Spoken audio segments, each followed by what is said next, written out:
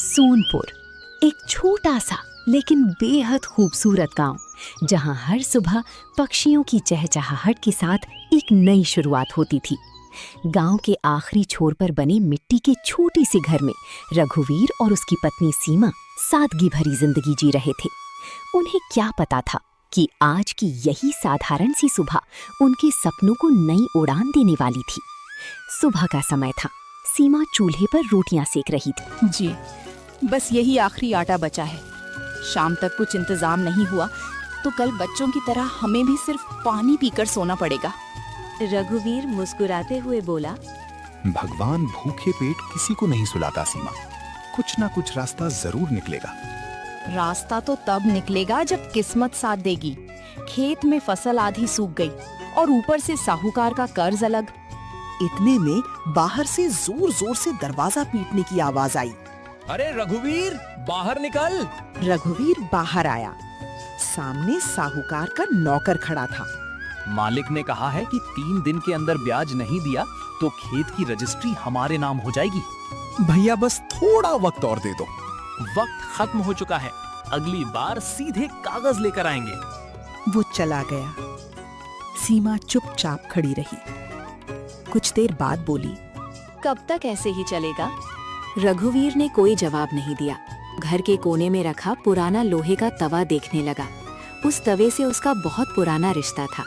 जब भी गांव में किसी के यहाँ शादी होती, रघुवीर उसी तवे पर चिकन बनाता था। पूरा गांव उसके स्वाद की तारीफ करता था। लेकिन विडंबना देखिए, जिस आदमी के हाथ का चिकन पूरे इलाके में मशहूर था, वही महीनों तक चिकन खरीद नहीं पाता था। दोपहर को वो खेत देखने निकला। रास्ते में उसका बचपन का दोस्त भोला मिल गया। अरे रघु, चेहरा इतना उतरा हुआ क्यों है? कुछ नहीं, बस वही कर्ज और खेत की चिंता। भोला हंस पड़ा। तू भी ना, भगवान ने तुझे किसान नहीं रसोइया बनाया है। खेती छोड़ दूं क्या? अगर मेरी मान तो छोड़ दे, तेरे हाथ का तवा चिकन खाने के लिए लोग लाइन लगा देंगे। रघुवीर मुस्कुराया। बातें करना आसान है भोला, दुकान लगाने के लिए पैसे चाहिए। पैसे बाद में आएंगे, पहले हिम्मत ला। दोनों हंसते हुए आगे बढ़ गए। शाम को पूरे गांव में हलचल मच गई। पास के गांव से एक बड़े व्यापारी का काफिला आया था। उसने गांव में दावत रखी थी, लेकिन अचानक खबर मिली उसका रसोइया बीमार पड़ गया। व्यापारी परेशान होकर इधर उधर देखने लगा। तभी भोला दौड़ता हुआ उसके पास पहुंचा। सेठ जी, अगर भरोसा हो तो एक आदमी है। कौन? रघुवीर। क्या बनाता है? तवा चिकन, ऐसा कि जिंदगी भर याद रहेगा। व्यापारी ने तुरंत रघुवीर को बुलवा लिया। कुछ देर बाद रघुवीर वहां पहुंचा। सुना है तुम्हारे हाथ में स्वाद है। बस मेहनत करता हूँ। अगर मेहमान खुश हुए तो 5,000 रुपए दूंगा। रघुवीर चौंक गया। इतने पैसे? लेकिन खाना खराब हुआ तो 1 रुपया भी नहीं मिलेगा। मुझे मंजूर है। रसोई तैयार थी। बड़े बड़े बर्तन, ढेर सारे मसाले, ताजा चिकन।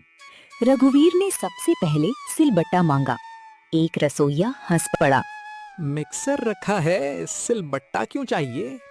मिक्सर मसाले पीसता है, सिलबट्टा स्वाद जगाता है। सब मुस्कुरा दिए। रघुवीर ने धनिया, काली मिर्च, लौंग, दालचीनी और सूखी लाल मिर्च पीसनी शुरू की। कुछ ही मिनटों में खुशबू पूरे आंगन में फैल गई। उसने बड़े तवे पर देसी घी डाला। घी गर्म होते ही मसाले डाले। छन आवाज सुनकर बाहर बैठे लोग भी अंदर झांकने लगे। फिर चिकन तवे पर डाला गया। मसालों की खुशबू ऐसी उठी कि बच्चों से लेकर बुजुर्गों तक हर कोई रसोई की तरफ देखने लगा। एक बूढ़े बाबा हंसकर बोले, लगता है आज तो थाली भी चाटनी पड़ेगी। सब जोर जोर से हंस पड़े। रघुवीर लगातार चिकन पलटता रहा। उसके माथे से पसीना बह रहा था, लेकिन चेहरे पर आत्मविश्वास था। रात को खाना परोसा गया। व्यापारी ने पहला निवाला खाया। कुछ पल तक कुछ नहीं बोला, फिर मुस्कुराया। वाह! बाकी मेहमान भी खाने लगे।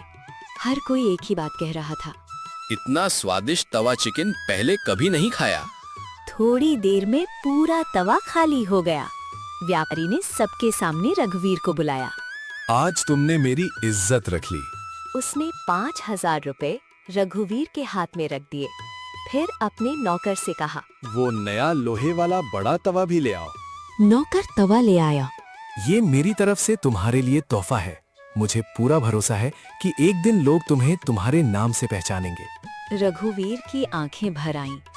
वो पैसे और तवा लेकर घर पहुंचा। सीमा दरवाजे पर उसका इंतजार कर रही थी। इतनी देर क्यों हो गई? रघुवीर ने चुपचाप पैसे उसके हाथ में रख दिए। सीमा ने गिनते ही हैरानी से उसकी तरफ देखा।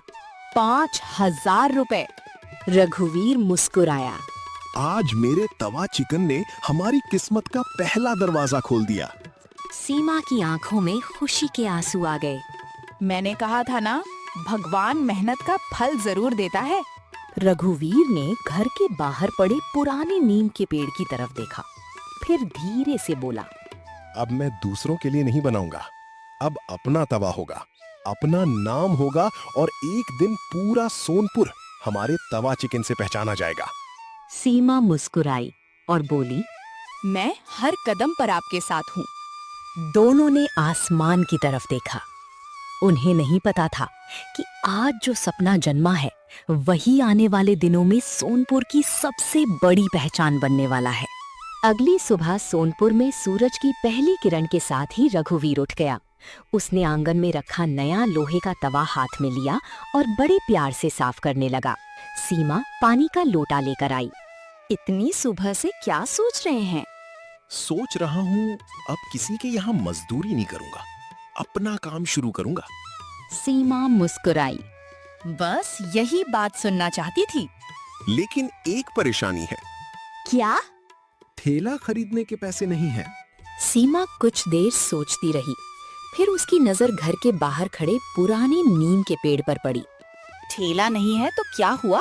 भगवान ने इतनी बड़ी छांव तो दी है। इसी पेड़ के नीचे चूल्हा बनाएंगे। लोग सड़क किनारे बैठकर खाएंगे। अगर स्वाद अच्छा होगा तो लोग जमीन पर बैठकर भी खा लेंगे। दोनों हंस पड़े। उसी दिन उन्होंने काम शुरू कर दिया। रघुवीर मिट्टी काटकर चूल्हा बनाने लगा। सीमा ने पुरानी चारपाई की लकड़ियां निकालकर चूल्हे के लिए रख दी। ये क्यों तोड़ रही हो? चारपाई पर बैठकर भूखे रहने से अच्छा है कि इसकी लकड़ियों से चूल्हा जलाकर लोगों का पेट भरें। रघुवीर की आंखें भर आईं। सीमा, तुम्हारे जैसा हौसला हर किसी को नहीं मिलता। दोपहर तक चूल्हा तैयार हो गया। नया तवा उसके ऊपर रख दिया गया। सीमा ने सिलबट्टे पर मसाले पीसे और रघुवीर बाजार से सिर्फ 2 किलो चिकन लेकर आया। शाम को जैसे ही तवे तोड़ देना, सुबह दुकान ही नहीं लगेगी। आधी रात को दोनों आदमी नीम के पेड़ के नीचे पहुंचे। जैसे ही वे चूल्हा तोड़ने लगे, पास के खेत से लौट रहे चौकीदार ने उन्हें देख लिया। उसने जोर से आवाज लगाई, चोर चोर! कुछ ही देर में गांव वाले लाठियां लेकर दौड़ पड़े। दोनों आदमी पकड़े गए। गांव वालों ने पूछा, किसने भेजा है? डर के मारे दोनों ने सच बता दिया। भैरव ने। सुबह पंचायत बैठी। भैरव का सिर शर्म से झुक गया। मुखिया बोले, रघुवीर ने मेहनत से नाम कमाया है। किसी की रोजी छीनने से अपनी रोजी नहीं चलती। भैरव की आंखों से आंसू निकल आए। वो रघुवीर के पास गया। मुझसे बहुत बड़ी गलती हो गई, मुझे माफ कर दो। रघुवीर ने बिना देर किए उसका हाथ पकड़ लिया। गलती इंसान से होती है, लेकिन उसे सुधारना सबसे बड़ी बात होती है।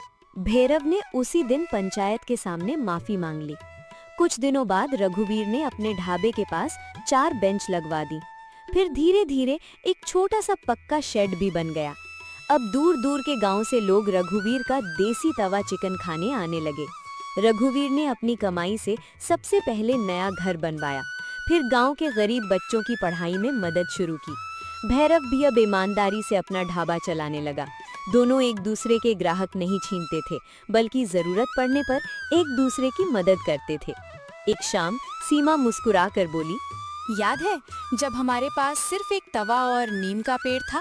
रघुवीर ने मुस्कुराते हुए जवाब दिया, हाँ, और आज भी हमारी सबसे बड़ी ताकत वही मेहनत और तुम्हारा भरोसा है। दोनों ने भगवान का धन्यवाद किया।